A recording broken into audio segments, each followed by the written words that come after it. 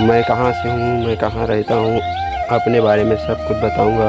मेरा first blog में आप लोग का स्वागत है। तो गाइज, मैं ग्राम सिद्धेवरी का रहने वाला हूँ।